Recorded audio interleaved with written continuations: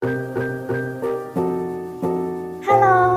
kami dari kelompok 2 dengan dosen pengampu Ibu APT Rahayu Utami MSc dan beranggotakan Anissa Dwi Zora, Bunga Dindara Putri, Caroline Meliza, Delvi Adela, Dinda Latifanisa, Diva Petiha Nabila, dan Elmas Galis. Kami akan menjelaskan tentang fotosintesis. Apa sih fotosintesis itu? Jadi, fotosintesis adalah proses di mana organisme yang memiliki kloroplas mengubah energi cahaya matahari menjadi energi kimia. Adapun reaksinya, yaitu 6CO2 bereaksi dengan 6H2O dengan bantuan cahaya dan klorofil menghasilkan C6H12O6 dan 6O2. Atau dengan kata lain, karbon dioksida bereaksi dengan air dan dengan bantuan cahaya dan klorofil menghasilkan glukosa dan melepaskan oksigen. Di mana sih tempat terjadinya fotosintesis? Tempat terjadinya fotosintesis yaitu pada organ tumbuhan di daun. Kemudian pada jaringan mesofil di daun, contohnya jaringan palisade dan spons. Dan klorenkim, jaringan parenkim berklorofil di batang. Dan kemudian pada organel, tepatnya pada plastida atau kloroplas. Dalam fotosintesis terjadi dua proses, yaitu reaksi terang dan siklus Calvin. Nah, siklus Calvin ini biasa dikenal juga dengan reaksi gelap. Mari kita bahas satu-satu. Reaksi terang adalah reaksi yang membutuhkan cahaya. Reaksi ini terjadi pada bagian tilakoid daun, tepatnya di grana. Dapat kita lihat pada gambar di bawah ini.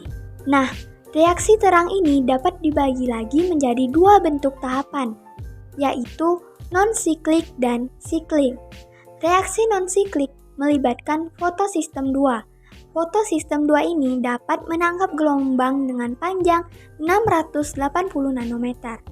Nah, elektron akan ditangkap oleh P680 dan disalurkan ke fotosistem 1 yang dapat menangkap panjang gelombang sepanjang 700 nanometer. Yang kedua yaitu reaksi siklik. Reaksi siklik terjadi apabila cahaya ditangkap oleh P700, kemudian elektron diteruskan ke akseptor elektron dan kembali ke P700. Maka dari itu reaksi ini dinamakan reaksi siklik karena reaksinya membentuk siklus. Oke, reaksi non-siklik. Pada reaksi non-siklik, fotosistem 2 dan fotosistem 1 masing-masing mendapat cahaya. Nah, cahaya ini akan memberi energi pada fotosistem hingga terjadi aktivasi klorofil. Nah, aktivasi klorofil ini menyebabkan terjadinya eksitasi elektron. Eksitasi elektron ini maksudnya 2 elektron setiap fotosistem lepas. Nah, di samping itu terjadi fotolisis air pada fotosistem 2. H2O terurai menjadi 2H+, 2 elektron dan setengah O2. Nah, 2H+ ini akan dikirim ke fotosistem 1 dan 2 elektron dikirim kembali ke fotosistem 2 untuk menstabilkan fotosistem yang kehilangan elektron saat aktivasi klorofil. Sedangkan O2 dilepaskan langsung.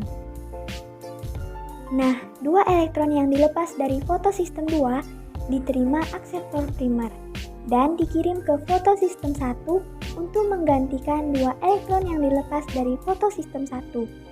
Nah, saat pengiriman elektron ke fotosistem 1 terjadi peristiwa fotofosforilasi, yaitu pembentukan ADP dan fosfat menjadi ATP.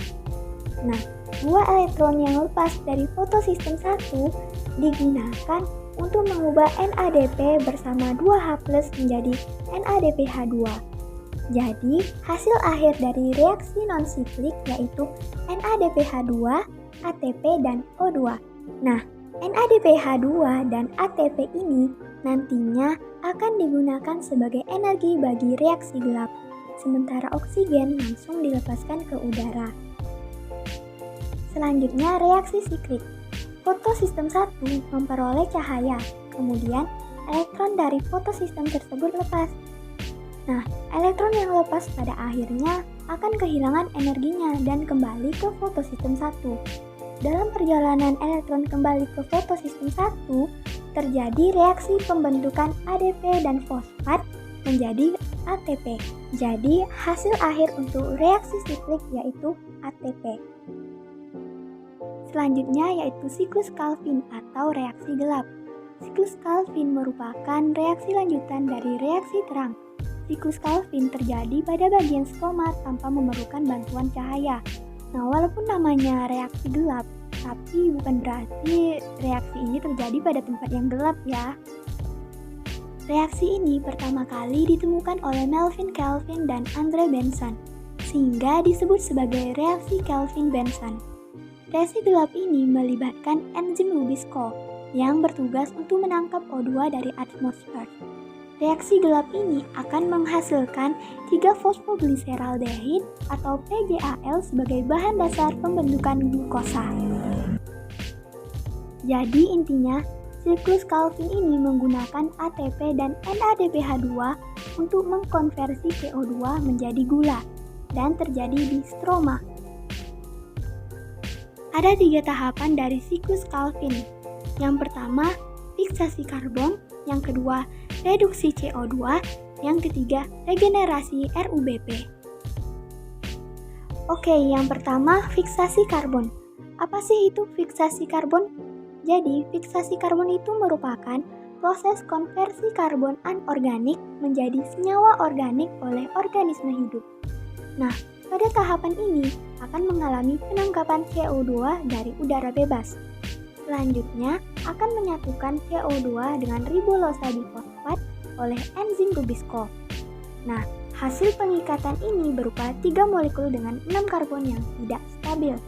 Karbon tersebut akan segera pecah menjadi 2 molekul 3-fosfogliserat atau PGA. Selanjutnya yaitu tahapan reduksi CO2.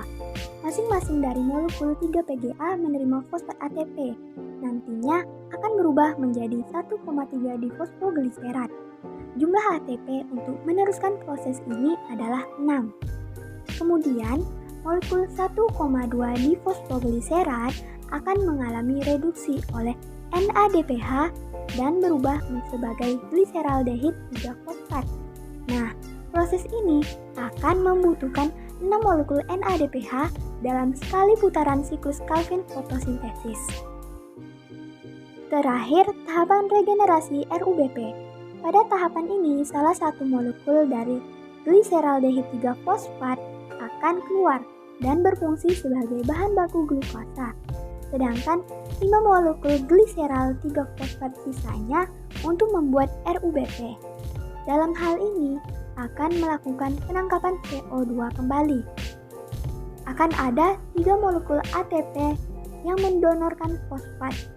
Molekul glukosa tersusun atas 6 karbon. Hasil dari tahapan ini adalah 1 molekul PGAL. Untuk lebih jelasnya, kalian bisa melihat pada gambar tersebut. Pertama, 6 CO2 diikat oleh 6 RUBP akan menjadi asam fosfogliserat atau 12 PGA. Selanjutnya, menggunakan energi yang dihasilkan oleh reaksi terang, yaitu ATP dan NADPH, PGA akan dirubah menjadi fosfogliseraldehid atau 12 PGAL. Selanjutnya, menggunakan energi ATP, 12 PGAL ini akan dirubah. 2 PGAL-nya menjadi glukosa dan 10 PGAL-nya menjadi RUBP kembali supaya bisa mengikat CO2 kembali yang dikenal dengan regenerasi. Selanjutnya, berdasarkan cara fiksasi CO2, tumbuhan dibagi menjadi 3 macam, yaitu tumbuhan C3, C4, dan CAM. Apa sih perbedaan dari 3 macam tumbuhan tersebut? Pertama, dari segi enzimnya. Untuk tanaman C3 menggunakan enzim RUBP karboksilase. Enzim inilah yang menyatukan CO2 dengan RUBP. Sedangkan tanaman C4 dan CAM menggunakan enzim PEP karboksilase. Kemudian, untuk senyawa pertama yang dihasilkannya tanaman C3 menghasilkan senyawa berkarbon 3, yaitu 3-fosfogliserat atau PGA. Sedangkan tanaman C4 dan CAM menghasilkan senyawa berkarbon 4 atau asam oksaloasetat. Kemudian untuk waktu fiksasi CO2-nya, untuk tanaman C3 dan C4, stomata membuka pada siang hari dan menutup pada malam hari. Sedangkan tanaman CAM, stomatanya membuka pada malam hari dan menutup pada siang hari. Untuk habitatnya, tanaman C3 pada kawasan sejuk, sedangkan tanaman C4 pada kawasan panas, dan tanaman CAM pada daerah panas dan kering. Contoh tanaman C3 yaitu gandum, padi, kentang, dan kedelai. Untuk tanaman C4 yaitu jagung, sorghum, dan tebu. Sedangkan untuk tanaman CAM yaitu ada kaktus dan nenas. Sekian penyampaian materi dari saya, semoga dapat dimengerti. Mohon maaf apabila terdapat kesalahan. Terima kasih.